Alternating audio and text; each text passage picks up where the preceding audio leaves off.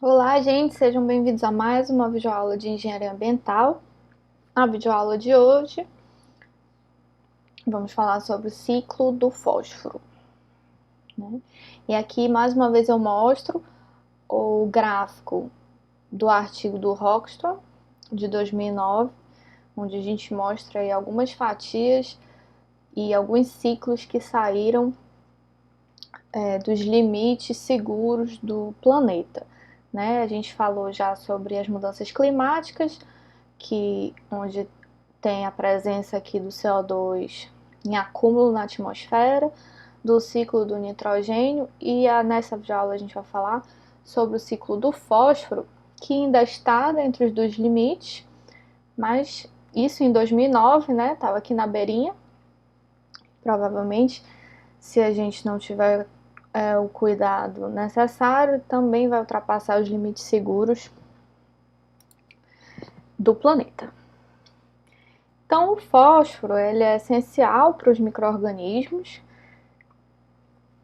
porque ele é um componente necessário para todos os fosfatos de açúcar, ácido nucleico, moléculas de alta energia, como a ATP, né? Então, a gente precisa de ATP, é a forma que a gente gera energia no nosso corpo.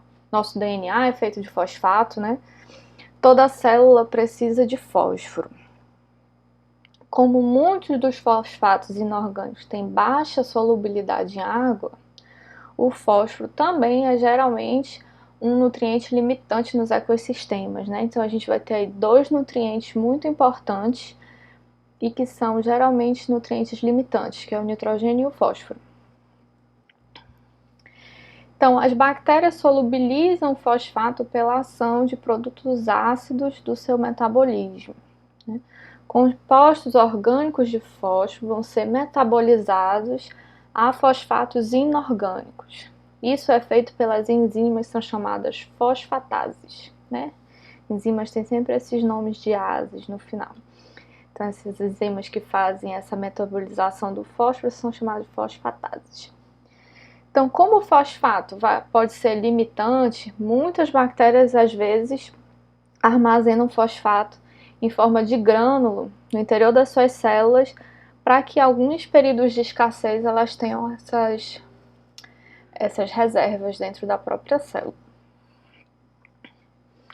O fósforo, gente, ele tem um ciclo, né? O ciclo do fósforo é um ciclo longo, né? Que também a gente não escuta falar, né? O fósforo, né, os seus reservatórios estão em minas de fósforo, formato aí de apatita. E aí eu coloquei aqui nesse slide que é a fonte não renovável de fósforo. Por quê? Assim como a gente diz que combustível fóssil é uma fonte não renovável. Por quê? Não é que ela não é renovável, ela se renova. Só que demora milhares de anos, né, para formar, por exemplo, o combustível fóssil. Para formar aquela cadeia de hidrocarbonetos, milhares de anos para que ela seja formada. Da mesma forma, é que se forma aí essas minas de fósforo, né? Desse ciclo longo do fósforo. Assim como existe o ciclo longo do carbono, também existe o ciclo longo do fósforo. Então, o fósforo, né, tem aí nessas minas de fósforo apatita. Primeiro ele está em nutriente inviável biologicamente, vira minas de fósforo. E aí o fósforo, depois de virar uma mina de fósforo, ele é um fósforo nutriente, como nutriente viável biologicamente. E aí ele passa por todo o ciclo longo até, né, passando por uma fase de nutriente inviável biologicamente, chega nas minas de fósforo, é extraído e aí ele vira biologicamente viável, né? E aí fecha o ciclo longo do fósforo. E aí Isaac Asimov, né, que escreveu um livro chamado Life's Bottleneck, Fact and Fancy, ele falou uma coisa que me chamou a atenção. Nós até podemos substituir a energia nuclear por termoelétricas, plásticos e madeira. Mas para o fósforo não existe nenhuma substituição ou reposição. Né? O que isso quer dizer? Que, por exemplo, questões energéticas, né? A gente substitui o combustível fóssil por qualquer outra coisa. Né? A gente tem hoje em dia tem energia solar, energia eólica, né? Várias outras fontes de energias renováveis. A gente consegue fazer essa substituição do combustível fóssil. Para o fósforo, até agora, né? Não existe substituição. E o fósforo está no nosso DNA, a gente precisa de fosfato para tudo, né? É um nutriente e extremamente limitante. Né? Então, não existe nenhuma substituição ou reposição para o fósforo. E um fato interessante do fósforo, né? Falando aqui do ciclo do fósforo, onde ele vai estar, né? Principalmente aqui dos anos 1800 a 2010, a gente vai ter aqui, ó, a formação da mina de fósforo, né, da rocha, aqui em vermelho. E a gente vê o quanto tempo demora para essa formação do fósforo, né, em formato de rocha. Aqui em verde a gente tem os dejetos de animais, né, que cresceu um pouquinho mais aqui nos anos de 1900 e 2000, né, que são os dejetos de animais, que possuem fósforo também, né. Dejetos humanos, dejetos de animais, vai sempre ter os nutrientes que foram ingeridos, né, eles vão sair. Então, além dos dejetos humanos, dejetos de animais, é onde a gente encontra o fósforo. Além da formação de rocha, a gente tem que utilizar o fósforo também na forma de ciclo curto, né? Ou seja, no reuso de dejetos, né? Na extração do fósforo a partir de dejetos, que é onde ele vai estar, além das minas de fósforo, as minas de apatita, que estão em formato rochoso e que a partir dali que a gente tira, né, faz a mineração, ela vai demorar muito tempo para se recompor, né, porque ela faz parte do ciclo longo do fósforo.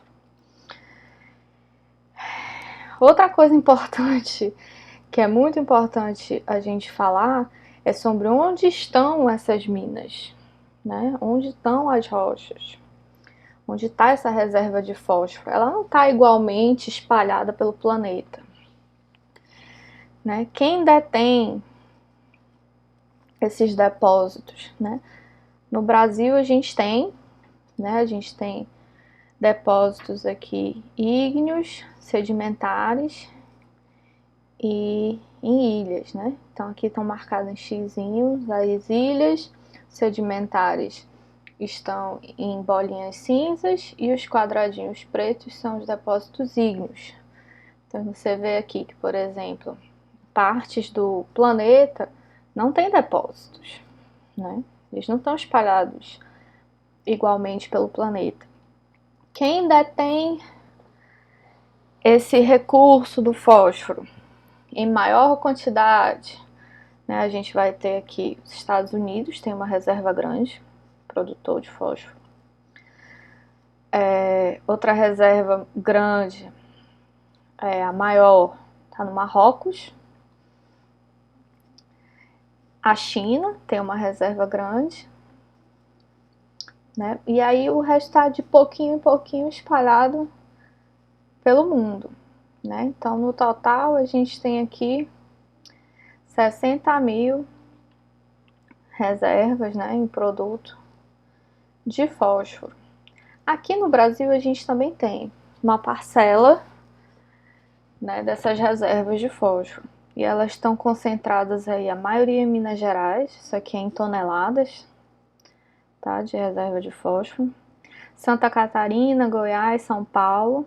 No Ceará a gente tem, né, também um pouco. E hoje em dia, gente, aí temos aqui Ceará, Tocantins, Pernambuco, Bahia, Paraíba e Piauí.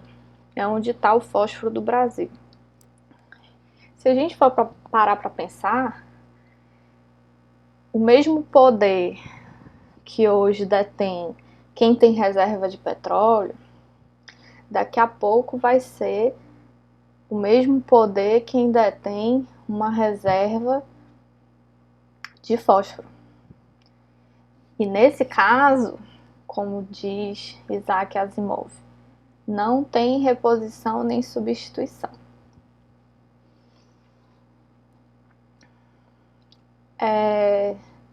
Saindo do ciclo do fósforo, que é um ciclo mais simples, mas de muita importância, né, como eu acabei de falar, a gente entra no ciclo do enxofre.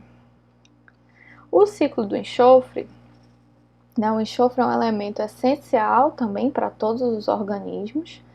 Ele está presente em aminoácidos, vitaminas, hormônios, coenzimas, tudo a gente precisa também do enxofre. E embora o ciclo do enxofre não seja tão complexo como é o do nitrogênio, seus impactos globais também são extremamente importantes. Um exemplo deles é o das chuvas ácidas. E onde está o enxofre? Né? Os reservatórios de enxofre do planeta Terra estão em formato de gases, né? Gases SO2 e H2S, né? Hidróxido de enxofre, e eles são liberados pela atividade vulcânica. É quando surge na atmosfera esses gases de enxofre. E também eles são dissolvidos no oceano e em alguns aquíferos. Então, uma porção substancial desse enxofre vai ser convertida em rocha, né? Outros aí em gases, e vai ter esse gás dissolvido nos oceanos e nos aquíferos. Alguns compostos gasosos de enxofre eles vão ser ciclados por micro-organismos que estão tanto no oceano quanto no solo. E uma pequena fração vai para a atmosfera, onde são oxidados o sulfato, né? Esse sulfato que vai para a atmosfera, e ele vai ser carreado quando cai a chuva, né? Se sulfato está na atmosfera, quando a chuva cai, ele volta a ser dissolvido. Então, a atmosfera é um reservatório de enxofre que deveria ser relativamente pequeno, né? Atualmente, 1/3 a metade do dióxido de enxofre emitido para a atmosfera vem de emissões industriais e de automóveis. O sulfeto de hidrogênio vem de origem biológica, né? Alguns processos biológicos têm como produto final o sulfeto de hidrogênio, que é o H2S, que tem um cheiro de ovo podre, né? Se você conseguir identificar cheiro de ovo podre, é sulfeto de hidrogênio. E o maior reservatório de enxofre fica na crosta da Terra. O segundo maior reservatório, que é lentamente ciclado, né, tem um ciclo lento, é o sulfato que é encontrado no oceano. E os reservatórios menores são os mais ativamente ciclados, vão incluir o enxofre encontrado na biomassa e na matéria orgânica, tanto em ambiente terrestre quanto em ambiente oceânico. Então, esse ciclo do enxofre ele vai ter também reações de redução e oxidação, como ocorre com o nitrogênio, né? A redução assimilatória de sulfato e mineralização do enxofre vai ocorrer. A principal forma inorgânica de enxofre encontrada no solo vai ser o sulfato, né, que é o SO4. A maioria das plantas e dos micro-organismos vai incorporar o enxofre reduzido em forma de sulfeto, né, em aminoácidos e outras moléculas. Então, esses seres absorvem o sulfato e os reduzem internamente, né, fazendo uma redução aí assimilatória de sulfato. Então, vai ocorrer a liberação de enxofre a partir de formas orgânicas. Essa liberação vai ser chamada de mineralização do enxofre, que vai ocorrer em condições aeróbias ou anaeróbias, né? Da mesma forma como aconteceu com o nitrogênio, né? Os organismos vão assimilar o enxofre em forma de sulfato, né, para a sua produção celular, e quando há uma liberação desse enxofre, vai haver a mineralização do enxofre, que pode ocorrer em condições aeróbias ou anaeróbias. Depois dessa liberação do enxofre, os compostos voláteis, no caso do H2S, podem ser liberados para a atmosfera ou podem ser fotooxidados a sulfato de volta, né? Ou seja, algum organismo que utiliza a luz solar pode oxidar esse composto volátil de volta a sulfato. A queima de combustíveis fósseis vai produzir o SO2, né? Que esse SO2 aqui é que vai resultar na formação de chuvas ácidas, né? O SO2 na atmosfera, em grande quantidade, vai ser carreado pela chuva e essa chuva vai se tornar ácida por causa da grande quantidade de SO2. A oxidação do enxofre ocorre com compostos reduzidos de enxofre que podem suportar o crescimento das bactérias, né, que podem ser bactérias que são fotoautotróficas, utilizam luz, ou quimioautotróficas, que vão utilizar químicos, né? Podem ser aeróbias ou anaeróbias, né? Além disso, um certo número de micro-organismos aeróbios heterotróficos, incluindo bactérias e fungos, vai oxidar enxofre a tisulfato ou a sulfato, né? Então, aqui que eu queria mostrar para vocês é esse ciclo, né, aeróbico e anaeróbio do enxofre. Aqui ele está como gás, H2S, a gente vai ter a sua oxidação e ele sempre vem para a forma de sulfato, né? De sulfato ele consegue voltar para a forma volátil, forma de gás, né? Pela respiração ele consegue sair do S0, que seria o enxofre elementar, né? O enxofre elementar aqui, ele vai ser o intermédio entre o sulfato e o H2S, né? Que pode sair do enxofre elementar pela respiração e pode sair do H2S pela oxidação de volta para o enxofre elementar. E dessa forma vai ser fechado o ciclo do enxofre, né? O importante é saber que o enxofre S0 fica aqui como intermediário, né?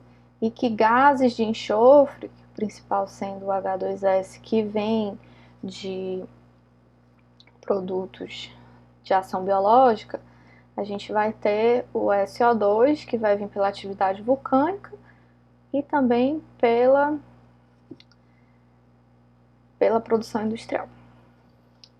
Então, a gente finaliza aqui com o ciclo do enxofre, os nossos ciclos biogeoquímicos, e até o próximo módulo.